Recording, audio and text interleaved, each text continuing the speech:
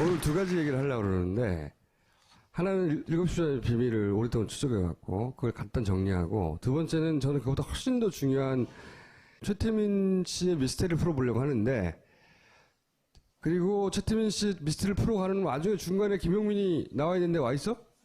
오케이. 좀 기다려. 네 차례 아니야. 좀만 기다려. 일단 7시간 미스테리 잠깐 얘기해 봅시다. 그때 뭔가 했다! 얼굴에! 4월 16일 날 나타나가지고 이 얘기 했잖아요. 조끼 입었는데 어떻게 구출 못하는 거야? 그때 눈빛을 잘 봐라. 다 그렇게 구명조끼를 학생들은 입었다고 하는데 그렇게 발견하기가 힘듭니까 지금요? 그 갇혀 있기 때문에 구명조끼가 의미가 크게 없는 것 같습니다. 그리고 2, 3일 후에 또 찍은 사진을 보면 네, 이틀 뒤 이틀 네, 진주체육관이죠. 평목항을 방문했을 때 여기를 봐라 이거 이상하다 라고 이제 근거로 사진 몇 장을 제시하며 하는 주장이 있어요. 주장을 좀 풀어보세요.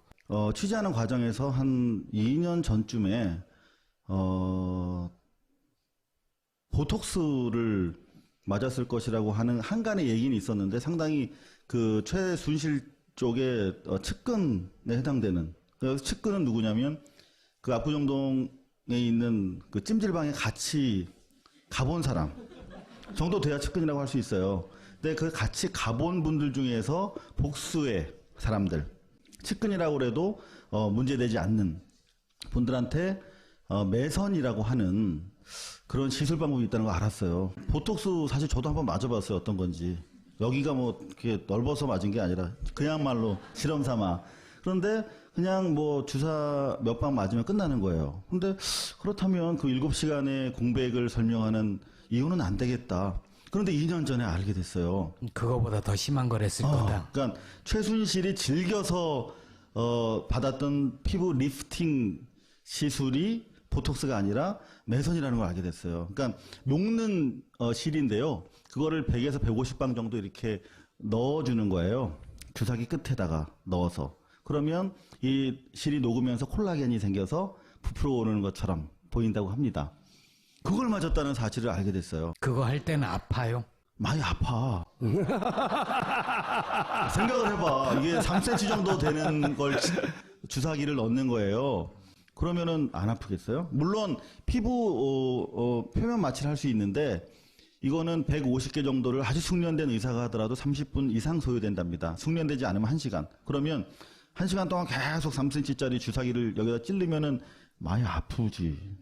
그죠? 그래서 보통은 이제 좀 높은 사람들, 뭐 고관 대작이라든가 VIP들을 상대로는 일부러 프로포폴을 놓은데요. 아프다고 계속 불평하니까.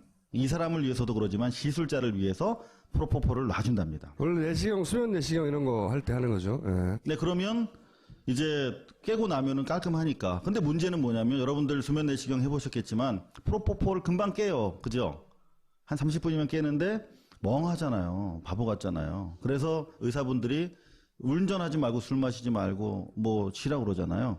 그러니까 회복 시간을 고려했을 때 시술 시간 1시간 전후, 그 다음에 완벽한 회복에 이르는 시간 4-5시간 하면 그 7시간의 공백이 설명이 되는 것 같더라고요. 그래서 그 최순실 씨와 목욕을 같이 한 바 있는 그 측근이라고 해도 문제가 안 될 그분들로부터 최순실이 매선 시술을 받았고 나아가서 대통령이라고 저 친구가 얘기하고 있는 박근혜 씨에게도 자기가 쓰던 자기가 거래하던 의사를 데려가서 청와대에서 매선 시술을 해줬다라고 하는 진술을 결국 받아냈어요. 근데 그날 그 시각에 그렇지. 그날이냐 이거지. 자, 그러면 이제 그날이냐가 중요한데, 자, 개연성은 생긴 거죠. 그죠?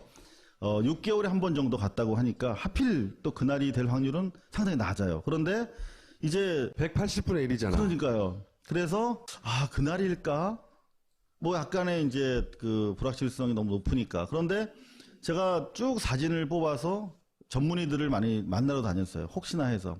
그랬더니 전문의들이 하시는 말씀이 이거는 자기들이 봤을 때는 매선 시술 직후에 전형적인 양상이라는 거예요. 이런 눈, 이거. 네, 보통 뭐 여자분들 많이 붓죠. 특히 얼굴에서 눈 주위가 가장 많이 붓는 자리라고 해요. 그런데 시술을 하지 않고서 오후 5시 15분 시점에 저렇게 자고 일어나는 것처럼 눈이 붓기가 어렵다. 아니, 너무 슬퍼서 울었을 수도 있지 않나요?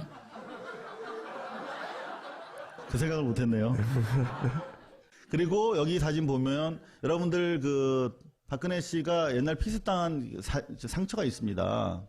근데 그 상처는 섬유질이기 때문에 붓는 확장 속도가 좀 낮지요. 그래서 위아래로 부어있는 흔적이 보인다라고 진술을 해주셨고, 많은 분들이. 그 다음 심지어 저는 그냥 그림자인 줄 알았는데, 저 좀 가르쳐 주실래요, 저기? 그렇지. 그 부분이, 보통 이틀 지나면 멍이 생긴다고 합니다. 그러니까 당일은 이렇게 우리 매 맞고도 그 다음날 자고 나야 붓고 멍들잖아요. 마찬가지로 하루 지나서 붓기 시작해서 이틀에서 맥시멈이 됐다가 빠진다고 합니다.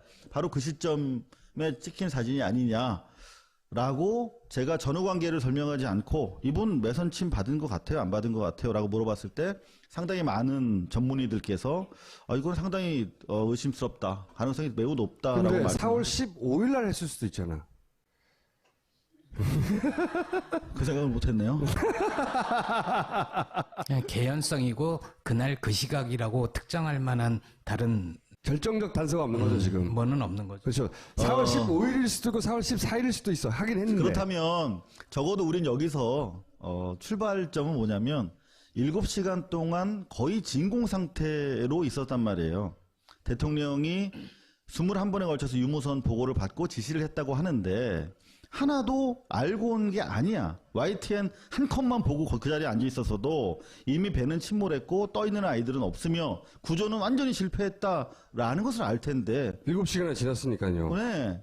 아직도 왜 못 찾고 있느냐 아이들을 이런 질문이 나올 수가 없는 거죠. 그리고 박영선 의원의 당시 질문에 따라도 분명히 관사 청와대 영내에 있었고 팩스를 넣었기 때문에 추정하건대 관저에 있었을 가능성이 높다는 거예요. 사무실에 있었으면 팩스 넣을 이유가 없잖아요. 바보입니까? 분명히 답변에 팩스를 넣었다는 답변이 있었기 때문에 이거는 관저에 머무르고 있었다. 근데 팩스를 넣었다는 말 자체가 거짓말일 수도 있죠. 그 생각을 못했네요. 저는 몇 가지 동의하는 부분은 뭐냐면 최순실 씨와 같이 있었을 것이다. 이 부분은 저도 동의하는 게 최순실 씨와 같이 있었을 때 건들지 못했거든요. 아무도. 안봉근 씨만 인터비닝 들어갈 네. 수가 있었어요. 그 자리에. 그런데 둘 사이에만 뭐 여자들끼리가 됐건 뭐 이런 뭐 시술이 됐건 혹은 어쨌든 문고리 300만도 두드릴 수 없었다는 거죠. 그 두 가지 정도. 근데 저는 여기 더해서 뭐 그동안 뭐 굿설도 있고 많았잖아요. 굉장히 사소한 이유일 거라고 생각해요. 사실은 어처구니 없을 정도로 이게 밝혀질지 모르겠지만 겨우 그거 하느라고 그랬어? 안 그러면 저렇게 과도하게 숨길 필요가 없죠. 예를 들어서 그 어제 JTBC에서 보도했던 성형외과 조그만 성형외과를 자기하고 친하다고 그 소위 데리고 가가지고 경제사들단에 집어넣고 그거 띄우려고 하는데 못 띄운다고 경제수석 막 자르고 그런 다음에 국정원 동원해가지고 그 이 병원 에이전트 코딱지만 해요. 몇 명 일하지도 않는 작은 회사에 그걸 막 세무조사하고 국정원 가서 협박하고 이런 걸 천박하기 그지없는 이 사고의 수준 레벨이라는 게 그 얘기 하지 말아요. 표현 그래, 쓰지 그거 말고. 안 좋다, 야. 동네 그거 안 좋은 건데. 씨발 할 말이 없네. 여기 나왔다, 여기. 알고 보면 어처구니 없을 수준의 별일 아닌 거 하느라고 자기들끼리 시간을 보내다가 아무도 거기다가 대통령이라고 꼬래. 그걸 아무도 개입을 못한 거야. 난 이 정도는 생각하는데 이거로 몰아가는 거는 위험이 좀 있을 수도 있어요. 미용상 할 수 있다고 생각을 해요. 네. 근데 그렇죠, 네. 대통령은 공무원이잖아요. 최고 공무원이고 그 시간은 업무 시간이었잖아요. 근데 그랬다고요? 그날 일정이 없었어, 공식 일정이. 저는 뭐 이런 거 있잖아요. 마사지 하다가 잤어, 둘이 떠들다가. 뭐 이런 수준의 어처구니 없는 거일 수도 있다. 라고 생각하는데, 이 경우 같은 경우에 이제 반론을 당할 위험은 좀 있어요. 그 하필이면 15일 날 했어. 뭐 이렇게 들고 나온다든지 거꾸로. 그러나 어쨌든 동의하는 부분은 이 정도 수준은 어처구니 없는 것일 것이다. 라는데 동의합니다, 저는. 그 어처구니 없는 작은 일들과 큰 일, 그리고 공사와 사사를 구분 못한 정권이 바로 이 정권이거든요. 그래서 저는 그런 의미에서 어제 여러분들 보셨습니다만은 JTBC의 그 김모 의사분 같은 경우에 사실은 제가 최순실 씨가 매선 시술을 받은 5명의 의사가 있어요. 그래서 그 5명을 다 확보를 해서 다 만나왔어요, 사실은. 네. 좁혀 나왔는데 그분 중에서 가장 가능성이 높은 분이었어요. 5명 중에 중에. 들어갔던 네, 실제로 들어갔다고 주변에 얘기했다는 정황도 있고. 청와대에 들어갔다고 네. 추정하고 있는 5명 후보 중에 이 사람이 가지 않았을까 싶었다 이거죠. 그리고 이분은 매선을 다른 분들은 원래 뭐 그 최순실 야매를 좋아한다고 하잖아요. 그래서 전문의들이 아닌 경우가 많아요. 이분도 전문의는 아니에요. 외과인데. 근데 그분들 중에선 제일 정통한 분이야. 그러니까 그 녹는 실을 뭐 가지고 특허도 내고 뭐 이게 제대로 하는 분이에요. 그래서 자기도 만족을 했을 거고 충분히 권할만 하다. 근데 이분이 의료 기록을 JTBC에서 내놓으라고 그러니까 특히 프로포폴. 하여튼 그 기록을 다 파쇄했다는 거 아니에요. 그러니까요. 개연성이 그리고 높아지기 시작하는 환자 기록은 환자와의 어떤 그 법리적인 문제 때문에 공개할 수 없다라고 했다는데 그분이 바로 누구냐면 옛날에 아실 텐데 유명 연예인의 의료 기록을 자의로 깠던 분이에요. 그분이 먼저. 근데 이제 와서 환자 프라이버시 때문에 깔 수 없다고 얘기하는 건 얘기 안 되는 거죠. 그 김모 의사는 지금 어디 갔습니까? 3일 전부터 출근 안 하고 있는데 여하튼 저희가 지금 접촉하고 있는 5명의 의사 중에 하나가 시술했을 것이 대단히 분명하고 그분들 지금 알리바이를 다 캐고 있기 때문에 이 가설 뭐 현재로는 의혹입니다만은 여기까지 하고요. 오늘 하이라이트를 사실 풀어보려고 하는 게 뭐냐면 이들의 관계에 대해서 오늘 한번 풀어보려고 합니다. 관계에 대해서. 여기 굉장히 그 중에 결정적인, 본인은 그렇게 결정적인 인터뷰를 한 건 몰랐겠지만, 결정적인 인터뷰를 했거든요. 지금까지 알려지기로는 최태민 씨가 이렇게 등장을 해요. 아까도 보여드렸지만, 교주였대잖아요, 교주. 응? 교주. 이것도 그 소장님이 남긴 유인물 중에, 기록물 중에 하나예요. 보면, 73년 7월까지 영세 교주 역할을 하고 있었어요. 그리고 당시 정보기관에 남긴 기록도 보면, 이때부터 이제, 이 종교인의 길로 들어갑니다. 그때 당시 이름은 최태운이에요. 7병원 개명했다고 하는 건 사실관계가 좀 잘못된 거예요. 6개 가명이 있었고 법적 개명 한 번밖에 안 합니다. 뒤져보면. 왜냐면 당시는 개명이 엄청나게 어려웠거든요. 범죄자들이 빠져나간다고 개명을 못하게 했는데 이 사람은 범죄자 중에서도 범죄자였거든요. 근데 개명을 해요. 그 얘기 좀 하겠지만 어쨌든 이때 승려가 되고 이때 공화당 중앙위원을 했다고 하는 특이한 기록이 있습니다. 굉장히. 이 뭐지 이거? 박정희의 공화당이잖아요. 그리고 대략 69년부터 이 사이비 교주의 길을 걸어가기 시작해요. 응? 그래가지고 기록에 남아있기로는 74년 8월까지도 본인을 태자마마라고 하는 사이비 교주였어요. 이게 당시 정보기관이 남긴 기록이에요. 이게. 조사를 해가지고. 그런데 지금까지 정설로 굳어진 스토리라인은 뭐냐? 기존 소리 이겁니다. 2월 달에 최태민이 박근혜에게 편지를 보내. 응? 어머니 뭐 목소리를 듣고 싶을 때 나를 통하면 항상 들을 수 있다. 뭐 우리가 계속 들어왔던 영매설 이거잖아요. 중정 보고서에도 뭐 어쩌고저쩌고 75년 2월 말경에 박근혜에게 편지를 보내서 어쩌고저쩌고. 이게 우리가 알던 소리예요. 최태민이 박근혜에게 접근하여 엄마를 만나게 해줄게. 현혹해서 실제로 3월 6일 날 청와대에서 만난다. 뭐 이렇게 모든 일이 이루어졌다. 이게 기존설이에요. 난 이게 말도 안 된다고 생각해요. 말도 안 되지만 저게 정사죠. 이게 기록과 증언에 따른 정사. 이게 정사로 남아있고 이게 언론은 아직도 이걸 반복하고 있어요. 그래서 그 소위 불쌍한 부모를 잃은 불쌍한 어린 딸이 아버지한테 이 사람 이렇게 얘기하는데 딸을 이기는 아버지가 어딨냐고 저도 말도 안 되는 소리가 정사로 되어 있다고 저는 생각해요. 왜 그렇게 생각하느냐? 그 스토리를 깨는데 결정적인 인터뷰를 본인이 했어요. 제가요? 네. 그래서 부른 거야 오늘은 사실 7시간이 아니라. 7시간은 보너스였고. 네, 보너스. 네. 그게 나왔으니까. 이전이나 주장했으니까. 보세요. 요 앞에 74년 8월까지 사이비 교주였어요. 8월. 근데 갑자기 대통령, 그때 무소불위의 권한을 노리는 독재자 박근혜 대통령의 딸에게 편지를 보냅니다. 갑자기 몇 개월 만에 사이비 교주가. 그리고 실제로 만나요. 3월 달에 만난 이후에 4월 달에 갑자기 구국 선교단의 총재가 돼요. 총재. 한 달 만에 선거에. 이게 75년 4월 23일에 동아일보 기사예요. 총재. 이거는 경향신문 75년자 5월 한 달 후에 기사인데 5천의 신도가 모인 임진각에서 구국 기도회를 이게 격려하고 있는 거야. 이때 최태민 총재가 나타납니다. 최태민 총재. 그리고 구국 십자군 헌장이 초본, 이것도 역시 탁 소장이 남긴 거. 이 중요한 기록들을 탁 소장님이 남겼어요. 역사에 굉장히 중요한 역할을 한 분입니다, 이분이. 이게 75년이에요, 역시. 이게 이제 인쇄물로 정말로 헌장이 되는 게 역시 탁 소장이 남긴 기록입니다. 5월달 언젠가입니다. 헌장이 만들어져. 내용을 보면 전국 조직이에요. 군대 조직하고 똑같이 만들어요, 완전히.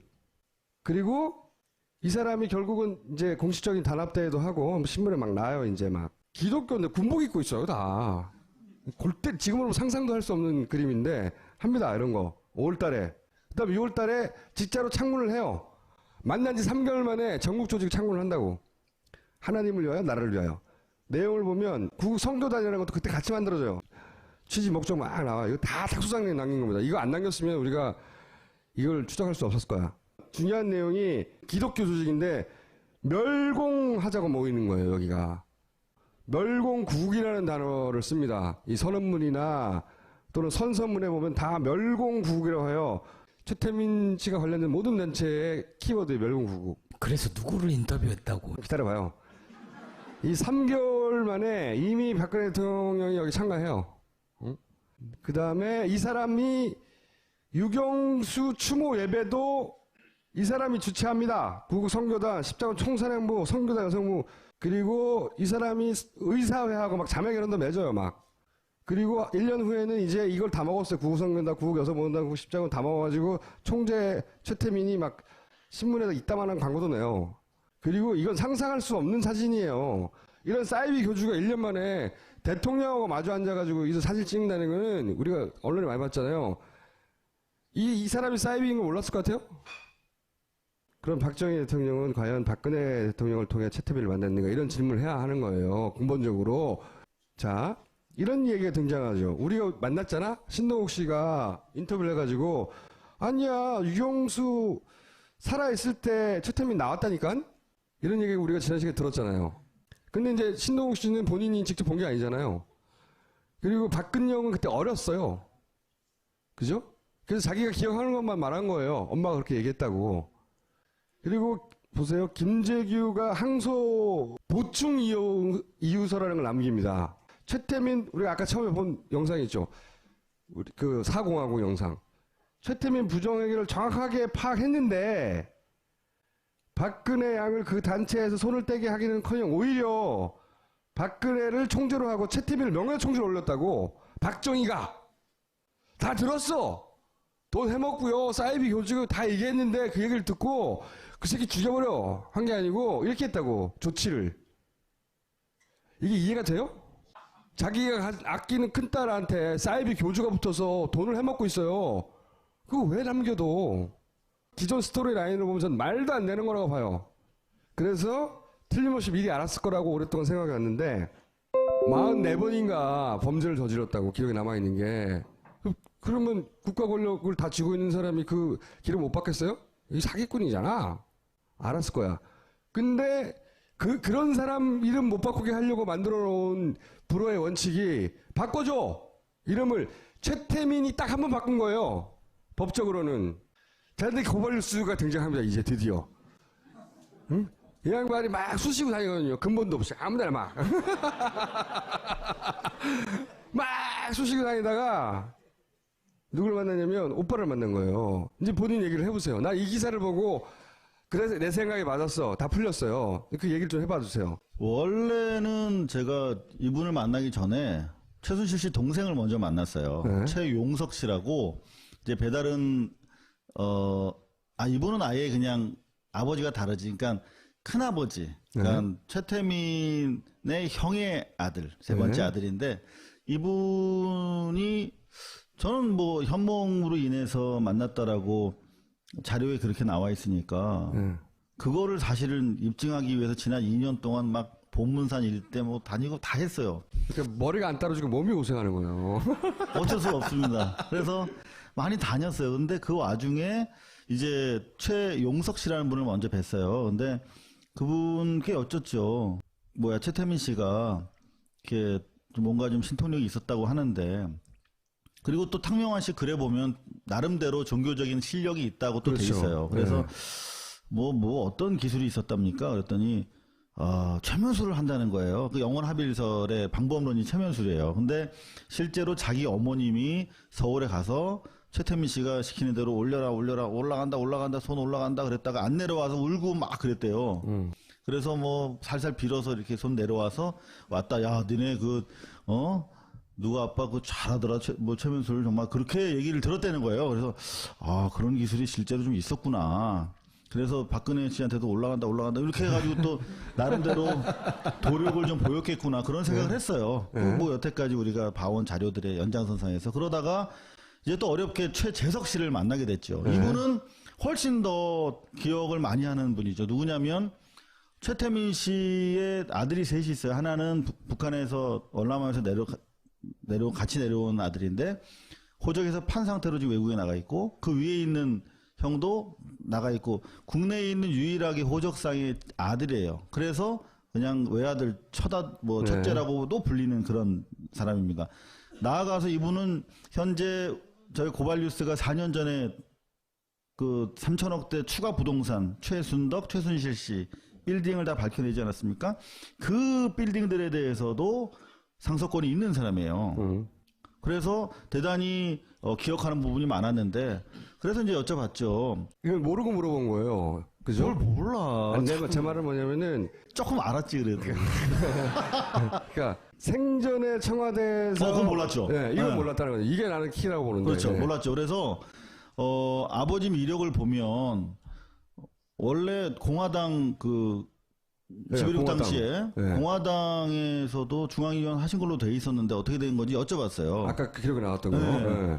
그랬더니 이제 그 얘기를 하는 거예요. 자기 공화당 중앙위원을 지낸 게 아니라, 그것만 한 게 아니라 실제로 서대문 지역구의 지역위원장을 맡았었다는 거예요. 지역위원장이라는 건 국회의원 될 후보들이에요. 그렇죠. 아무나 되는 게 아니에요, 그 자리가. 그 당시에 대통령이 아니었죠. 혁명위원회의 의장이었는데 아무나 주는 사실 지역구는 아니잖아요. 서대문이면.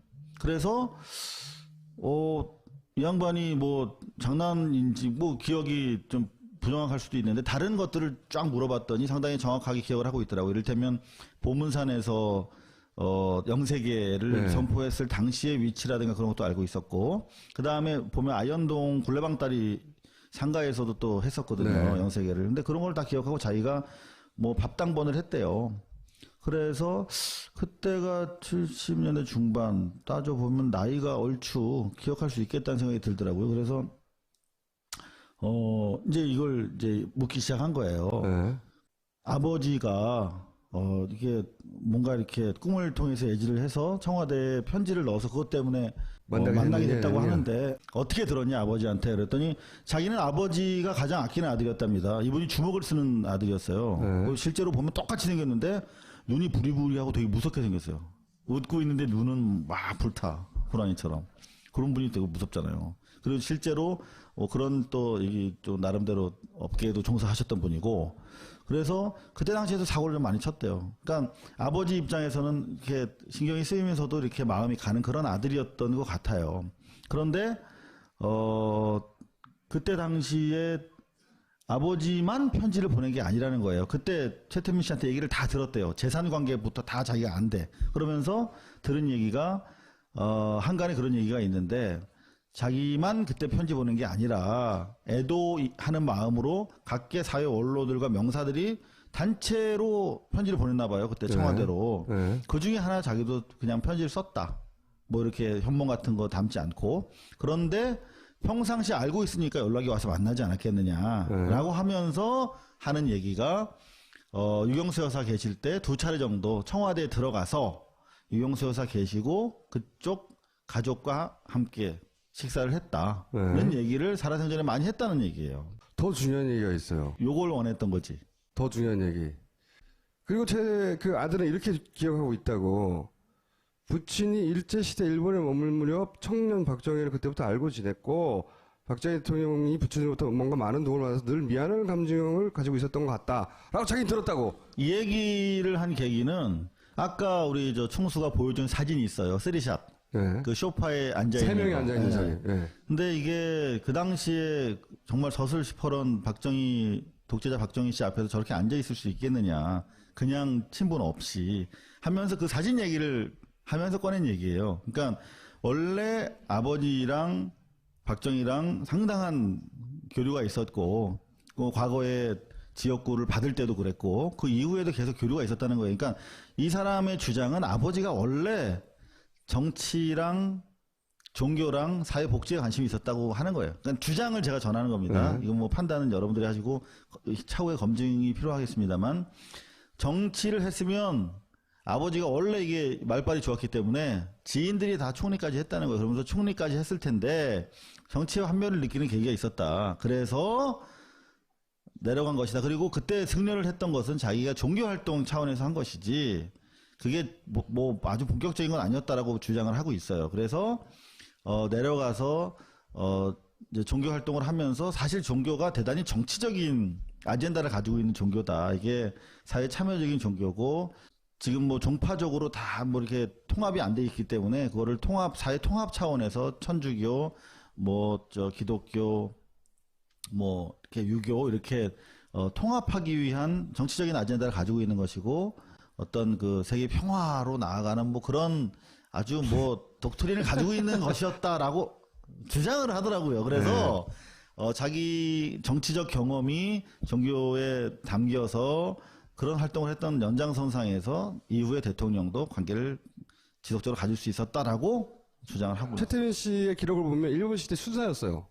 43년부터 네. 말에 해방되고 나서는 이제 여러 가지 다른 일을 했지만 일본 일제 시대는 수사였고 일본군 장교 출신이죠. 무슨 도움을 주고 받았는지는 알 수 없어요. 근데 인연이 있을 법도 하죠. 직업상. 그렇죠. 직업상. 친일의 전선에서 함께 동지적인 상태에 있었던 거죠. 한 사람은 경찰이고 한 사람은 비슷한 시기에 순사. 한 사람은 일제 또 군인이었고. 네. 순사와 군인. 네. 그런데 생각해 봅시다. 알던 사람이야. 그리고 저는 박근영 씨가 기억하는 엄마가 저 사람 조심해야 돼 하는 것은 아내 입장에서는 믿을 수 없는 남자라고 생각했을 수 있어요. 여자들이 더 잘 알죠. 예, 그런 경고를 따라했을 수 있어요. 그러면 박정희는 알고 있었어, 이 사람을. 이렇게 나는 결론을 내리고, 그리고 그렇다면 가짜 목사라는 걸 누구보다 잘 알고 있었다고. 이게 어떻게 도움 없이 가능하냐고. 이게 박정희는 저 사람이 순사 출신이고 1년 전까지만 해도 사이비 그 교수 역할을 했고 불과 몇 개월 만에 목사가 되었고 이름도 법적으로 바꿔. 이걸 다 몰라? 대통령이? 알고자 하면? 모르는 정도가 아니라 오케이 안 해주면 일을 못 바꾼다니까. 44차례에 과거에 뭐 사기부터 시작해가지고 바꿀 수가 없어요. 그리고 사기를 아무나 치는 게 아니에요. 그러니까 보통 아무것도 없는 사람들은 주로 폭행밖에 못 쳐요.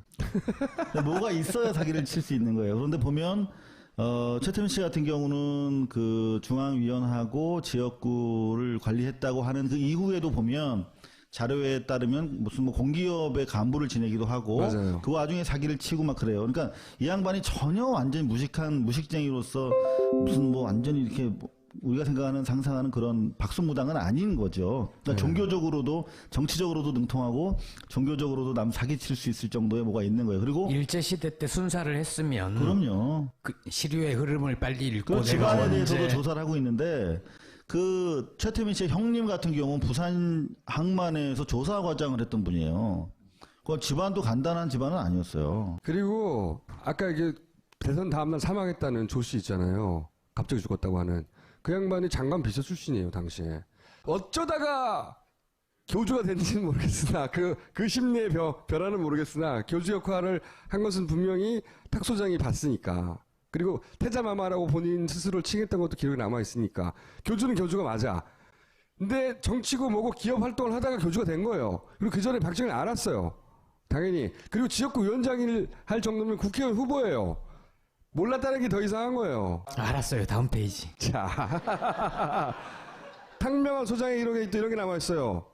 탁 소장이 발견한 거야. 저 사람, 얼마 전까지만 해도 사이비 교주였는데? 그러자 중정이 찾아옵니다. 중앙정보부 종교 담당자가 와가지고 몸조심하라고. 아니, 가짜를 가짜로 말했는데 왜 탁 소장한테 몸조심하라고 중앙정보부가 나서냐고. 이상하잖아요. 알고 있었다고 다. 이거 왜 이렇게 했을까? 왜? 김용민 나와.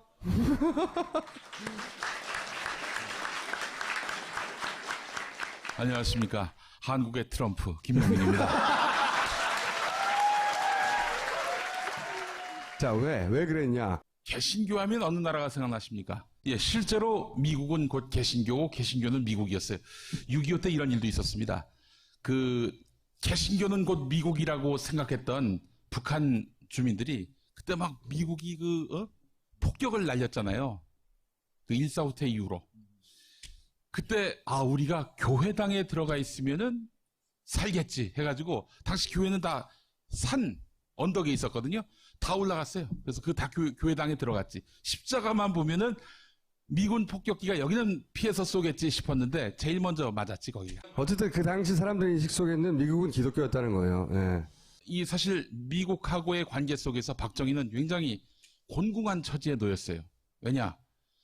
이 종교를 탄압하고 있는 것 아닌가. 왜냐하면 그때까지만 하더라도 기독교가 진보적인 주장을 많이 했습니다. 지금 한기총 뭐 해가지고 다 보수 일색이잖아요. 새누리당 맨날 지지하잖아. 그때는 안 그랬어요. 여담으로 한기총을 어디서 만들었는지 아십니까? 참여정부 때 진실규명기구에서 확인한 바에 따르면 국가안전기획부가 만들었습니다. 한기총이 보수 목사들을 죽여가지고. 네, 그게 80년대 일이에요. 예. 그런데 그 원조가 지금 나오는 거예요. 원조가 당시에 예. 자 이제 쭉 풀어서 예. 자, 왼쪽이 진보 개신교계, 오른쪽이 이제 최태민의 동태입니다.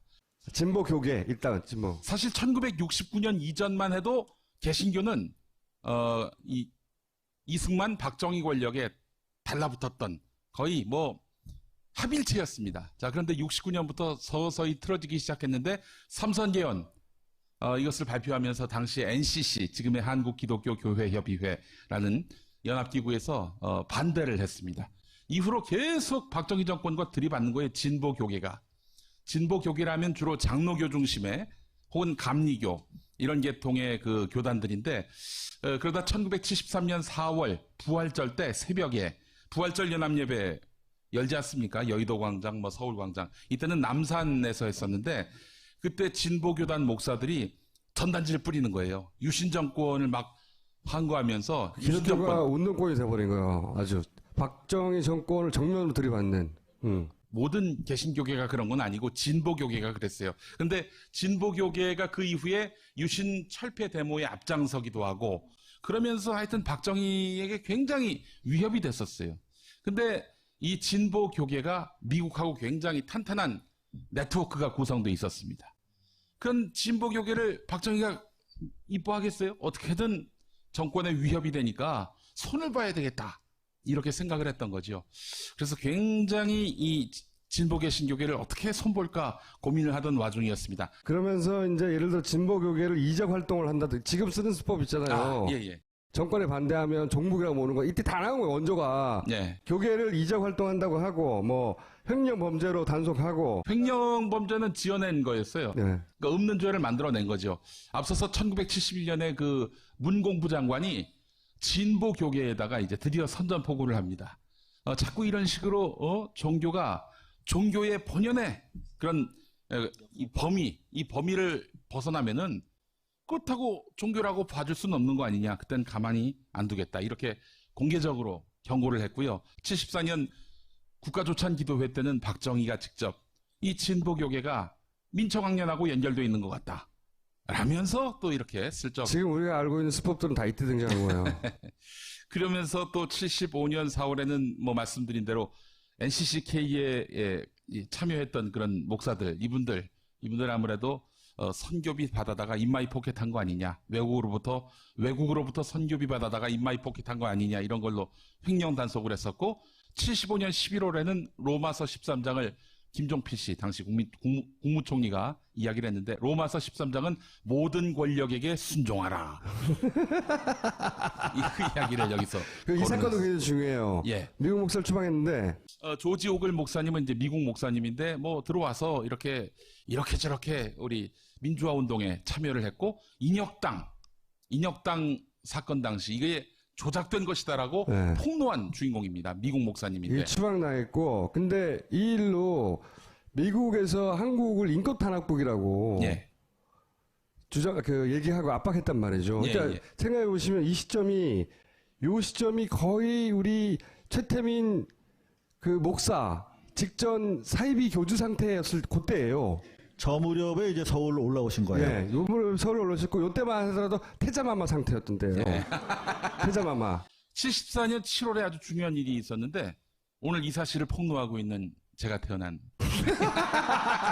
자, 그다음 타임라인은 자, 그렇다고 하면은 최태민을 굳이 시킬 거 없이 보수 개신교계가 나서서 이 진보교계가 이야기하는 거 좀 반박도 하고, 마치 그 시위가 벌어지면 어버이 연합이 등장해서 맞불 시위를 놓듯이 그 역할을 바로 박정희 정권 때 보수 교계가 했었습니다. 뭐 대표적으로 삼선개헌 반대를 NCCK가 하니까 곧바로 DCC라고 대한기독교연합회라는 지금의 한기총 같은 단체지요. 거기서 삼선개헌을 지지하는 성명을 발표하고요. 또한 73년 조찬기도회 중에는 김준곤 목사라고 CCC라고 학교에서 굉장히 유명한 왜 선교단체 있죠? 사형리 막 이렇게 펼치고 다니면서 거기 대표였던 김준곤 목사가 조찬기도회 하다가 설교 중에 이 유신은 세계 정신사적 혁명이다 이러면서 잔뜩 띄워줬었습니다.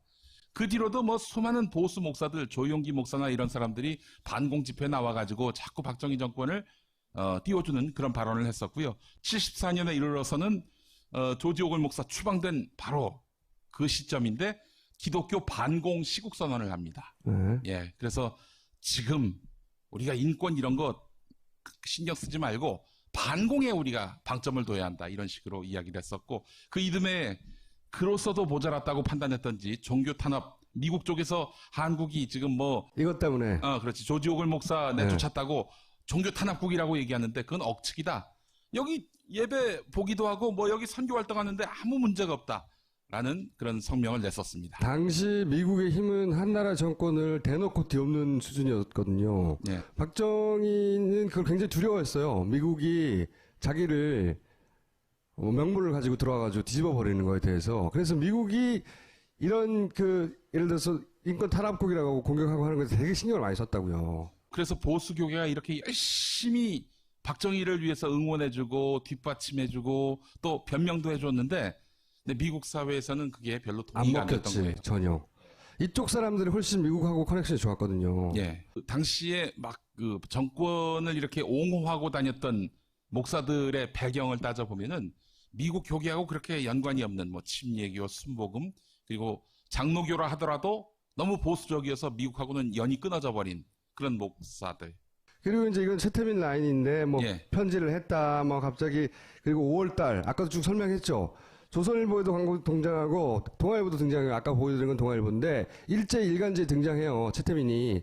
그리고 77년에는 박정희 최태민 거세 잘라라 지시를 합니다. 이 얘기는요, 그 박정희가 불러가지고 친국을 했다는 거 아닙니까? 직접 네. 친히 추궁을 했었는데, 그때 박근혜가 나타나서 박근혜 대통령께서 나타나서 이렇게 뭐 울었다는 거 아니에요, 한마디로. 뭐 그런 식으로 이야기가 남아 있죠. 이분은 굉장히 나에게 도움 주시는 분이고 뭐 좋은 분이고 이런 식으로 얘기를 했는데, 그로부터 며칠 뒤에 박정희 대통령이 당시 선우연 공보 비서관한테 거세하라고. 물론 거세하지 않았고 이게 다 일화들이에요. 그러니까 만약에 진짜로 최태민을 제거할 필요가 있었으면 정권 차원에서 박정희 대통령 입장에서 이건 쉬운 일이에요. 사라지게 하는 건. 이게 뭘 뜻하냐. 작품이라는 거예요. 박정희의. 결국은.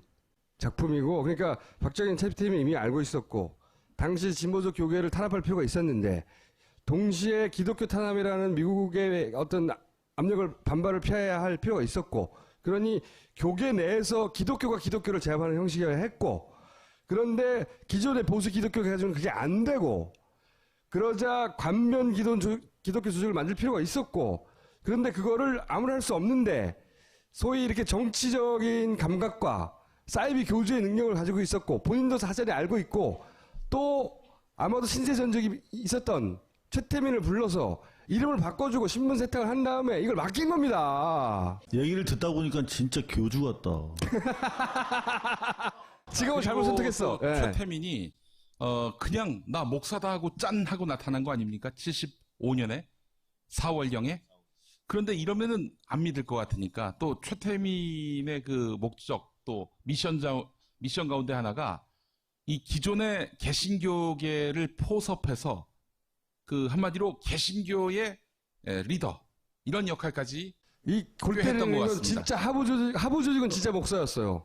대빵이 가짜 목사인 거야. 그래서 임진각에서 그때 집회를 했을 때 우리 기독교가 반공으로 총화 단결해야 한다. 지가 사입인데 다른 기독교 목사들한테 우리 다 같이 총화 단결하자. 이거 뭐겠어요. 그러니까 반공, 그러니까 친정권 조직체로서 교회가 하나의 어떤 큰 단결체를 만들자라는 정치적 포석이 깔린 것 같은데 그런데 이제 사실은 이렇게 최태민이 설치고 다니니까 진짜 목사는 아닌 거죠? 전혀 아니죠. 네. 네. 아니 예배를 집도할 능력이 없어서 실제 예배할 때는 집도를 못했대요. 실제로 그 통상 이제 목사들이 마지막에 할 때 축도하지 않습니까? 네. 축도할 때 어떻게 합니까? 그냥 먼저 형식이 딱 나와가지고 있잖아. 지금은 네. 우리 주 예수 그리스도 이렇게 나오잖아요. 네. 근데 이분이 그걸 몰라가지고 원고를 써갖고 간 거야. 원고를 써갖고 왔는데 지금은이라고 시작해야 되는데 축도 지금은 자, 왜 이런 스토리가 지금까지 정설로 남아 있었을까? 그리고 왜 김재규는 이런 보고를 했을까? 저는 이제 제가 공작을 겪다 보니 공작의 기본 생리가 그겁니다. 정보부도 다 그걸 알 것 같아요? 아니에요. 아는 것만 아는 겁니다. 그 기획을 한 쪽만. 그리고 실제 기록에 보면 정보부 내에서도 서로 채태민을 넣고 제거해야 된다느니 막 싸웠던 기록이 있어요. 몰랐던 거예요, 다는. 다 알지는 못했던 거예요. 근데 박정희가 직접 알던 사람이었기 때문에 더욱 은밀하게 스토리 라인을 만든 거죠. 딸한테 이렇게 접근해서 딸이 이제 정신적 위로를 받으니까 그래서 이런 걸 만드는 걸로 스토리 라인을 만든 거야. 실제로는 박정희 작품이라는 겁니다. 그렇게 이해하지 않으면 절대 있을 수 없는 일들이 너무 많아요.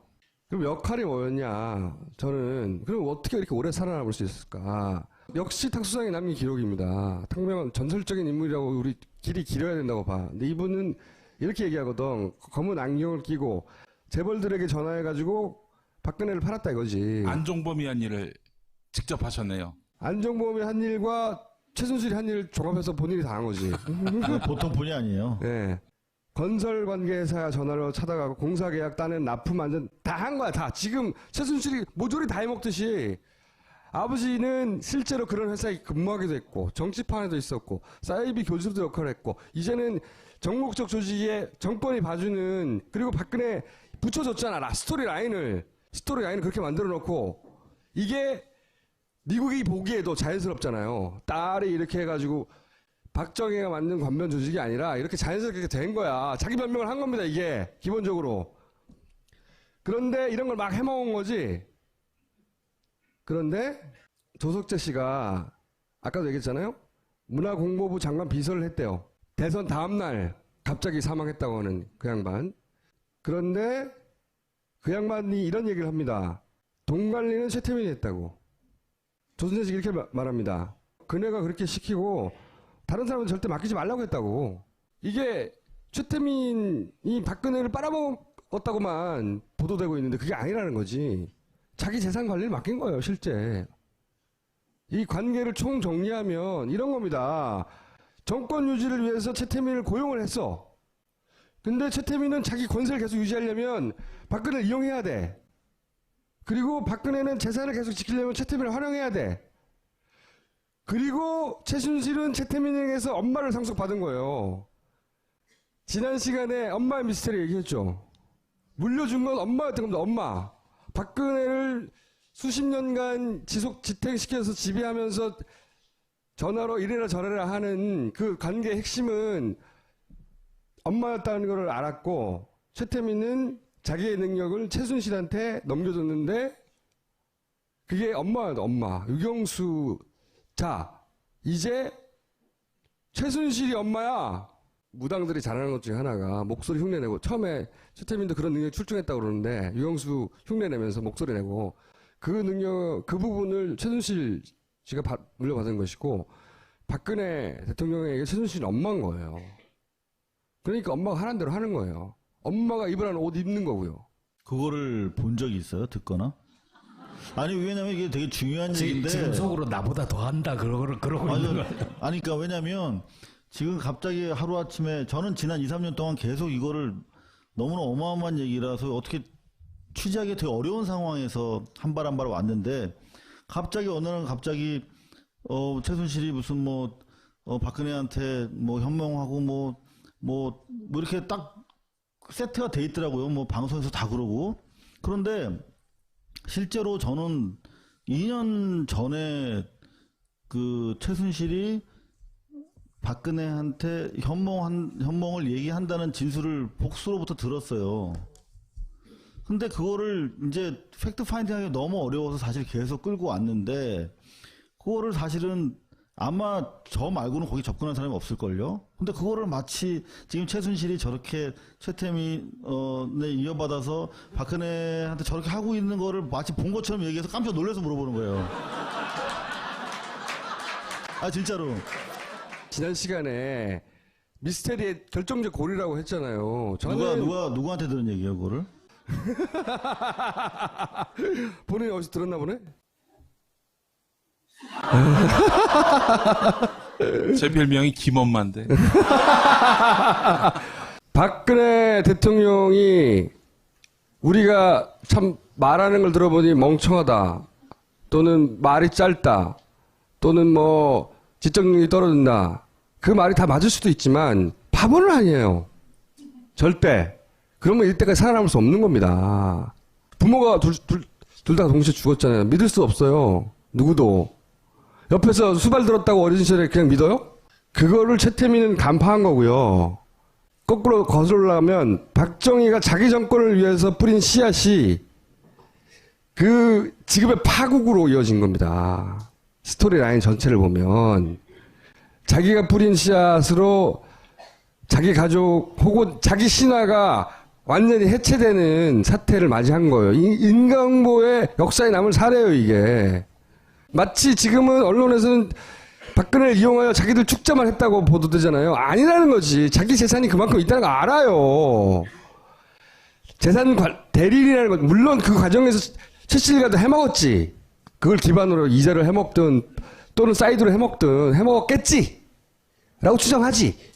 원래 보수는 신화를 기반하는 거예요. 응? 저 또 논리가 없기 때문에. 우리나라 친일 보수라고, 보수도 아닌 친일 가짜 보수의 뿌리는 박정희예요. 여기서 만든 신화거든요. 차곡차곡. 이거가 자기가 그 정권을 유지하기 위해서 뿌린 씨앗에 의해서 해체되고 있는 거예요, 지금. 그래서 이 기회를 놓치면 안 되는 거예요. 지금은 박근혜가 해체되고 동시에 박근혜가 해체되니까 그 기반이었던 박정희도 해체되고 있는 와중이거든요.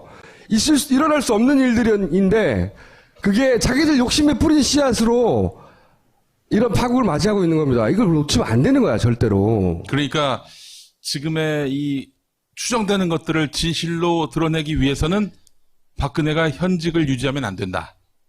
이런 얘기로 저는 받아들이겠습니다. 이 감동적인 스토리의 끝을 네가 꼭 이렇게. 지금 제가 최순실 주변 사람들, 측근 가족들 다 이렇게 접촉을 하고 있는데, 중요한 거는 이 사람들이 최순실이 죽지 않을 거라고 믿고 있다는 거예요. 오.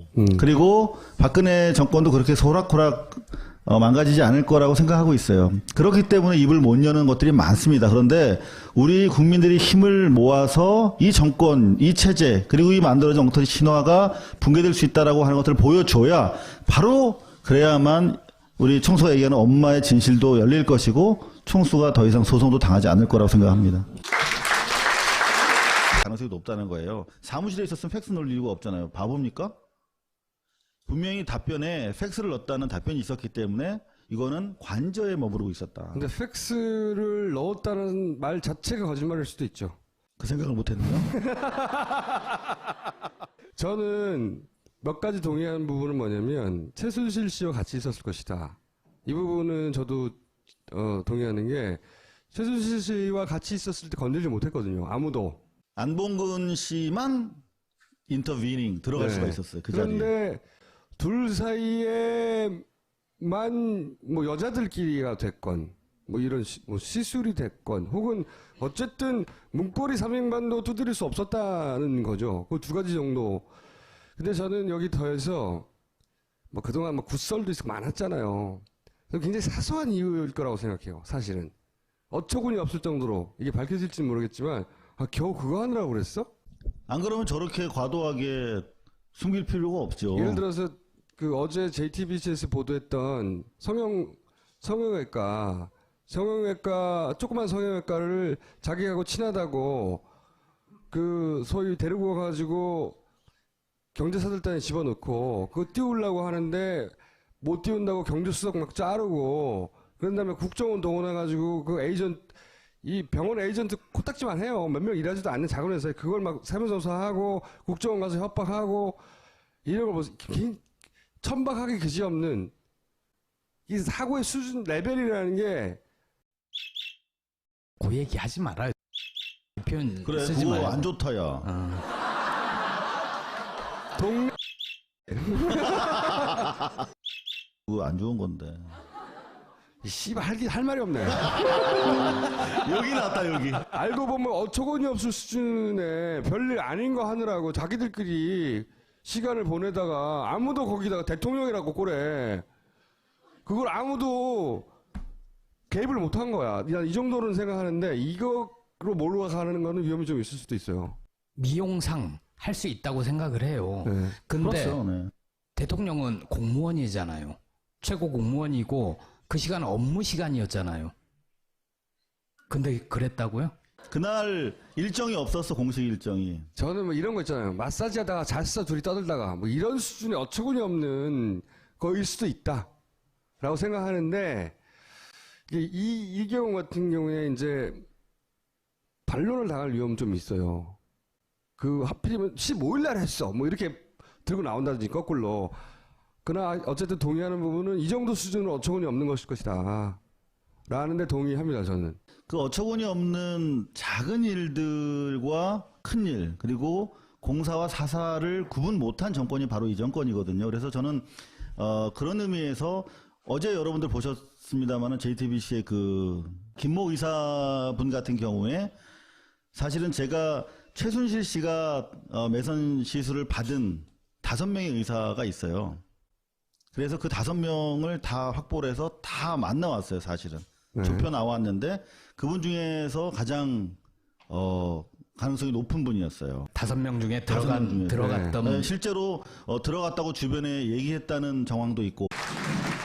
오늘 두 가지 얘기를 하려고 그러는데, 하나는 7시의 비밀을 오랫동안 추적해왔고, 그걸 간단 정리하고, 두 번째는 저는 그보다 훨씬 더 중요한 최태민 씨의 미스테리를 풀어보려고 하는데, 그리고 최태민 씨 미스테리를 풀어가는 와중에 중간에 김용민이 나와야 되는데 와 있어?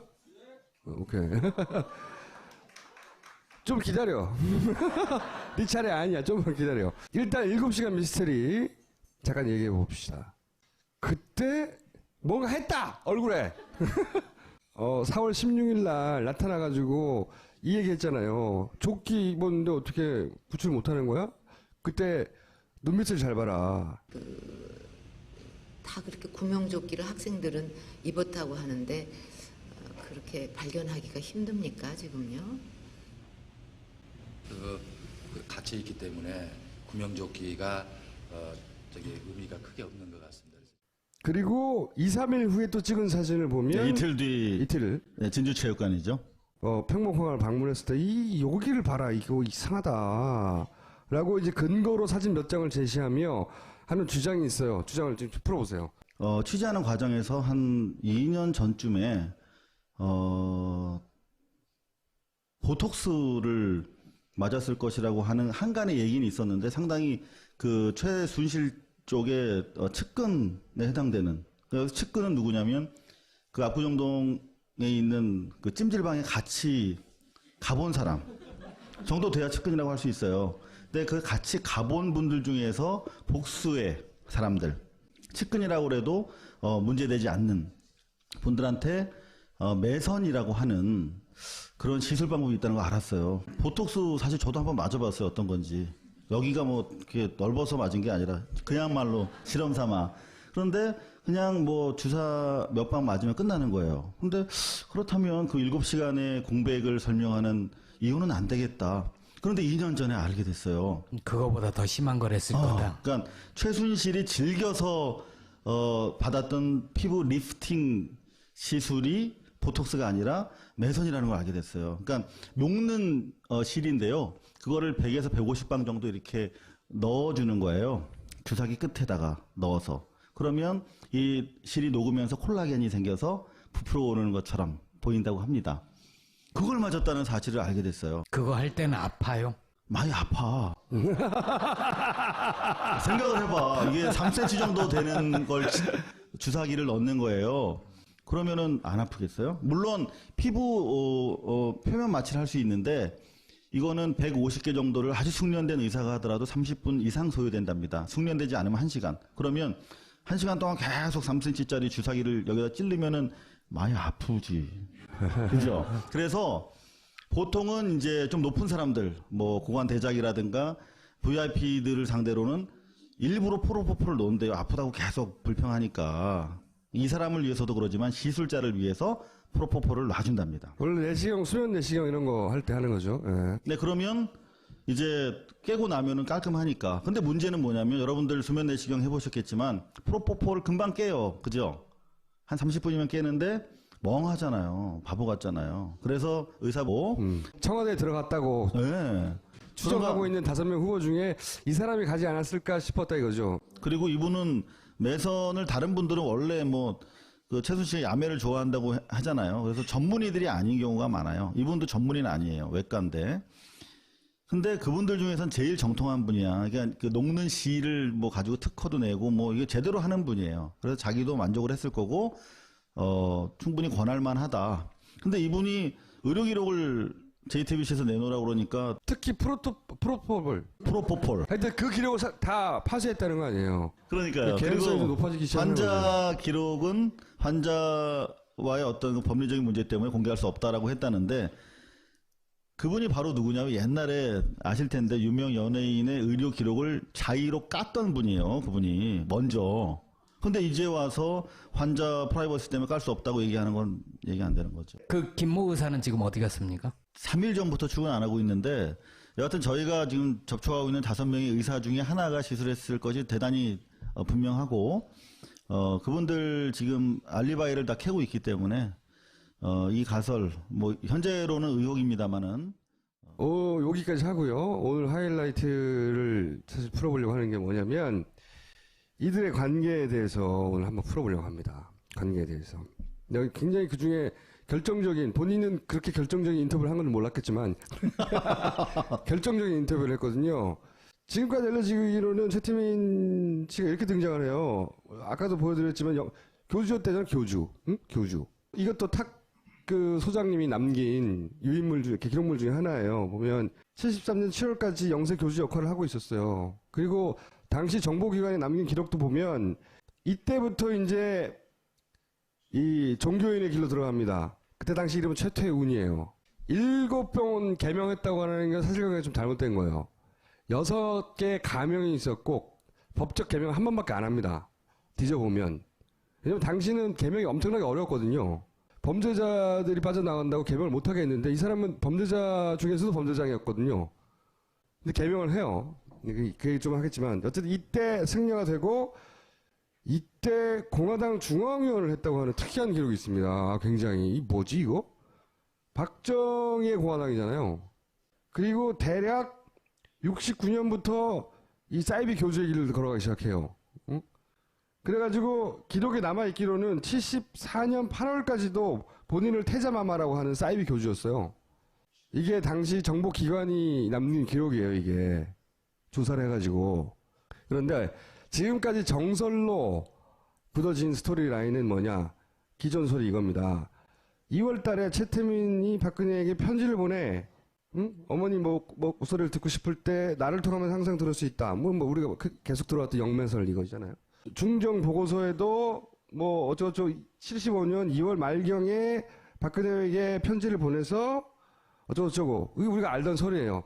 최태민이 박근혜에게 접근하여 엄마를 만나게 해줄게. 현혹해서 실제로 3월 6일 날 청와대에서 만난다. 이렇게 모든 일이 이루어졌다. 이게 기존 소리예요. 난 이게 말도 안 된다고 생각해요. 말도 안 되지만 저게 정사죠. 이게, 기록과 그쵸. 증언에 따른 정사. 이게 정사로 남아있고, 이게 언론은 아직도 이걸 반복하고 있어요. 그래서 소위 불쌍한, 부모를 잃은 불쌍한 어린 딸이 아버지한테 이 사람 이렇게 얘기하는데 딸을 이기는 아버지가 어딨냐고 저도 말도 안 되는 소리가 정사로 되어 있다고 저는 생각해요. 왜 그렇게 생각하느냐?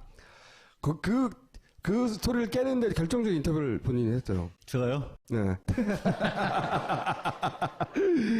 그래서 부른 거야, 오늘은 사실 7시간이 아니라. 7시간은 보너스였고. 네, 보너스. 네. 그게 나왔으니까.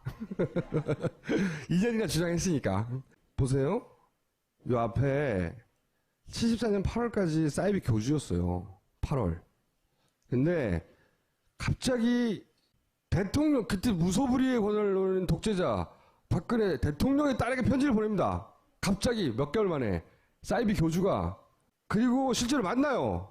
3월 달에 만난 이후에 4월 달에 갑자기 구국 선교단의 총재가 돼요. 총재. 한 달 만에 선거에. 이게 75년 4월 23일에 동아일보 기사예요. 총재. 이거는 경향신문 75년자 5월 한 달 후에 기사인데 5천의 신도가 모인 임진각에서 구국 기도회를 격려하고 있는 거야. 이때 최태민 총재가 나타납니다. 최태민 총재. 그리고 구국 십자군 헌장이 초본, 이것도 역시 탁 소장이 남긴 거. 이 중요한 기록들을 탁 소장님이 남겼어요. 역사에 굉장히 중요한 역할을 한 분입니다, 이분이. 이게 75년이에요, 역시. 이게 이제 인쇄물로 정말로 헌장이 되는 게 역시 탁 소장이 남긴 기록입니다. 5월달 언젠가입니다. 헌장이 만들어져. 내용을 보면 전국 조직이에요. 군대 조직하고 똑같이 만들어요, 완전히. 그리고 이 사람이 결국은 이제 공식적인 단합대회도 하고 신문에 막 나와요, 이제 막. 기독교인데 군복 입고 있어요, 다. 골때 지금으로 상상도 할 수 없는 그림인데 합니다, 이런 거. 5월 달에. 그 다음에 6월 달에 직자로 창문을 해요. 만난 지 3개월 만에 전국 조직 창문을 한다고. 하나님을 위하여, 나라를 위하여. 내용을 보면 구국 성교단이라는 것도 그때 같이 만들어져요. 취지 목적 막 나와요. 이거 다 탁소장님이 남긴 겁니다. 이거 안 남겼으면 우리가 이걸 추적할 수 없었을 거야. 중요한 내용이 기독교 조직인데 멸공하자고 모이는 거예요, 여기가. 멸공국이라는 단어를 씁니다. 이 선언문이나 또는 선서문에 보면 다 멸공국이라고 해요. 최태민 씨가 관련된 모든 단체의 키워드에 멸공국. 그래서 누구를 인터뷰했다고. 기다려봐요. 이 3개월 만에 이미 박근혜 대통령이 여기 참가해요. 응? 그 다음에 이 사람이 유경수 추모 예배도 이 사람이 주최합니다. 구국 선교단, 십자군 총사령부, 선교단 여성부. 그리고 이 사람이 의사회하고 막 자매결연도 맺어요, 막. 그리고 1년 후에는 이제 이걸 다 먹었어요. 구국 선교단, 구국 여성보건단, 구국 십자군 다 먹어가지고 총재 최태민이 막 신문에다 이따만한 광고도 내요. 그리고 이건 상상할 수 없는 사진이에요. 이런 사이비 교주가 1년 만에 대통령하고 마주 앉아가지고 이제 사진 찍는다는 거는 우리가 언론에 많이 봤잖아요. 이 사람이 사이비인 거 몰랐을 것 같아요? 그럼 박정희 대통령은 과연 박근혜 대통령을 통해 최태민을 만났는가, 이런 질문을 해야 하는 거예요. 근본적으로. 자, 이런 얘기가 등장하죠. 우리가 만났잖아? 신동욱 씨가 인터뷰. 분들이 운전하지 말고 술 마시지 말고 뭐 쉬라고 그러잖아요. 그러니까 회복 시간을 고려했을 때 시술 시간 1시간 전후, 그 다음에 완벽한 회복에 이르는 시간 4-5시간 하면 그 7시간의 공백이 설명이 되는 것 같더라고요. 그래서 그 최순실 씨와 목욕을 같이 한 바 있는 그 측근이라고 해도 문제가 안 될 그분들로부터 최순실이 매선 시술을 받았고 나아가서 대통령이라고 저 친구가 얘기하고 있는 박근혜 씨에게도 자기가 거래하던 의사를 데려가서 청와대에서 매선 시술을 해줬다라고 하는 진술을 결국 받아냈어요. 근데 그날 그 시각에 그렇지. 그날이냐 이거지. 자, 그러면 이제 그날이냐가 중요한데, 자, 개연성은 생긴 거죠. 그죠? 6개월에 한 번 정도 갔다고 하니까 하필 또 그날이 될 확률은 상당히 낮아요. 그런데 이제 180분의 1이잖아. 그러니까요. 그래서 그날일까? 뭐 약간의 이제 그 불확실성이 너무 높으니까. 그런데 제가 쭉 사진을 뽑아서 전문의들을 많이 만나러 다녔어요. 혹시나 해서. 그랬더니 전문의들이 하시는 말씀이 이거는 자기들이 봤을 때는 매선 시술 직후에 전형적인 양상이라는 거예요. 이런 눈 이거. 네, 보통 뭐 여자분들 많이 붓죠. 특히 얼굴에서 눈 주위가 가장 많이 붓는 자리라고 해요. 그런데 시술을 하지 않고서 오후 5시 15분 시점에 저렇게 자고 일어나는 것처럼 눈이 붓기가 어렵다. 아니, 너무 슬퍼서 울었을 수도 있지 않나요? 그 생각을 못했네요. 그리고 여기 사진 보면 여러분들 그 박근혜 씨가 옛날 피습당한 상처가 있습니다. 근데 그 상처는 섬유질이기 때문에 붓는 확장 속도가 좀 낮지요. 그래서 위아래로 부어있는 흔적이 보인다라고 진술을 해주셨고, 많은 분들이.